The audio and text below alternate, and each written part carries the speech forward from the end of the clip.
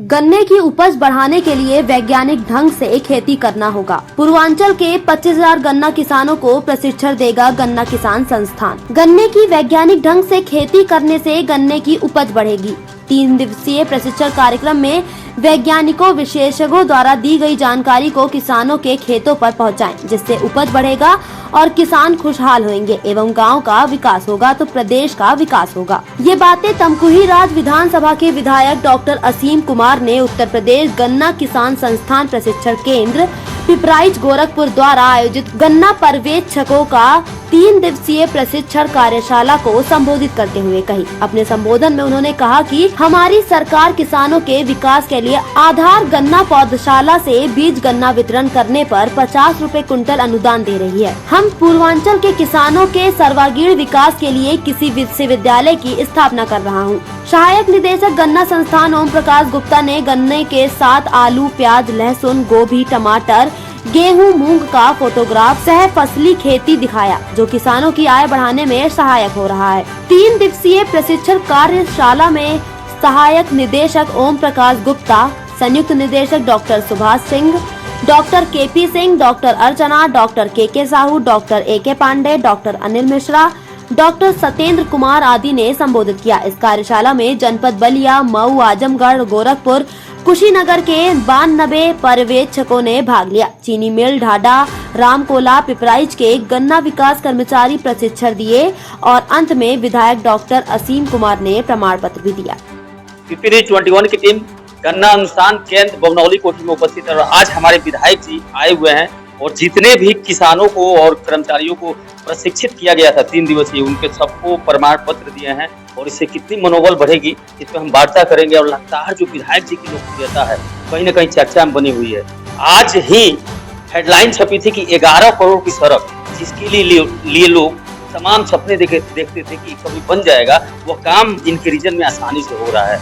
बहुत बहुत स्वागत है विधायक जी आपका। आपकी लोकप्रियता का क्या कहना है तो मैं नहीं कर सकता, लगातार आप चर्चे में बने हुए हैं, तो क्या कुछ कहना चाहेंगे विधायक?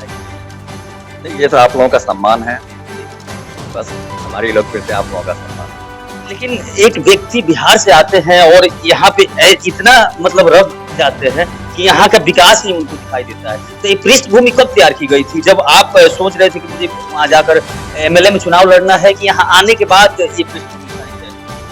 देखिए, कर्म भूमि और जन्मभूमि कोई जरूरी नहीं है कि जिसकी जो जन्मभूमि हो वही उसकी कर्म भूमि हो। मेरी कर्म भूमि तो गोरखपुर रही।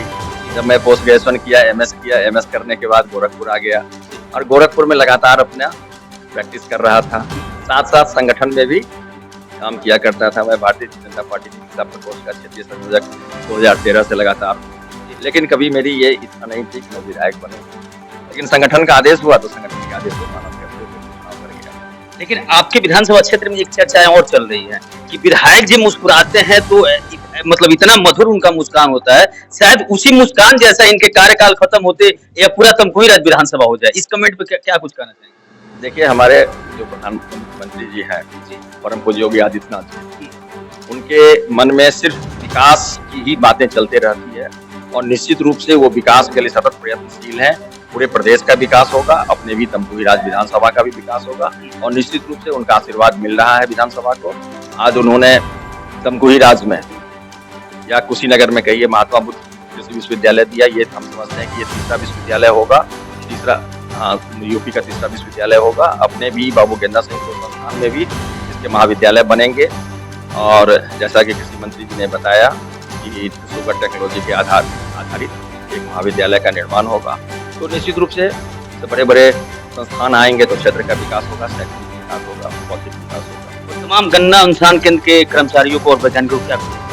अभी देखिए, बहुत दिनों से डिप्टी डायरेक्टर का पोस्ट खाली था। अभी महाराज जी ने डिप्टी डायरेक्टर की भी पोस्ट को भर दिया है और जो हमारे वैज्ञानिक हैं ये अब काम करेंगे, क्योंकि एक उनका अच्छा मार्गदर्शन मिलेगा और निश्चित रूप से इस संस्थान की भी जो है उन्नति होगी। अभी सुगर टेक्नोलॉजी पे आधारित महाविद्यालय आएगा तो निश्चित रूप से इस संस्थान की भी अच्छी प्रगति होगी। धन्यवाद सर, आप हमारे साथ जुड़े। और क्या सर, क्या पहले की सरकारों में ऐसा होता था कि किसानों की आय दुगुनी करने पे मतलब प्रशिक्षण दिया जाता?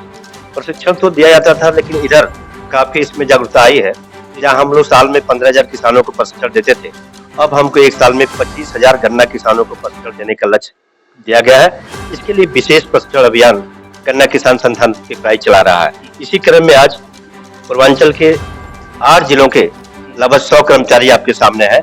इनको हम ट्रेनिंग 3 दिन का दिए हैं यहाँ के शोध संस्थान वैज्ञानिकों द्वारा, जिनमें माननीय विधायक जी का अहम भूमिका रही है कि आप समय दिए। और इसका आने वाले समय में इस ट्रेनिंग का लाभ, जैसे आपने कहा कि गन्ने के साथ सफसली खेती का अब आम किसान भी समझने लगा है, गन्ने के साथ दूसरी फसल हम लोग ले सकते हैं। और 40 कुंटल लहसुन आपने कहा कि 50 रुपए किलो बेचेगा तभी 2 लाख का होगा। 100 कुंटल प्याज 1 एकड़ गन्ने में ले रहा है, जबकि मैं रास्ता जाता हूँ तो 150 कुंटल ले रहा है। आलू मैं देखता हूँ मात्र 90 दिन में तैयार होगा और 80-90 कुंटल होगा और गन्ने की उपज भी बढ़ाएगा। तो बहुत बड़ी क्रांति हम देख रहे हैं कि इधर कुछ वर्षों में आई है। इसका लाभ किसान ले रहे हैं, किसानों की आय बढ़ रही है। और बाकी सरकारों और इस सरकार में अंतर भी आपको स्पष्ट दिखाई दे रहा होगा कि गन्ना अनुसंधान केंद्र में विधायक जी को बुलाया गया और जो 1.5 लाख लोगों का प्रतिनिधित्व करते हैं वो एक बुलावे पे आ गए। अब बने रहिए हमारे साथ, देखते रहिए यूपी न्यूज 21। आप देख रहे हैं यूपी न्यूज 21 रवि गुप्ता के साथ।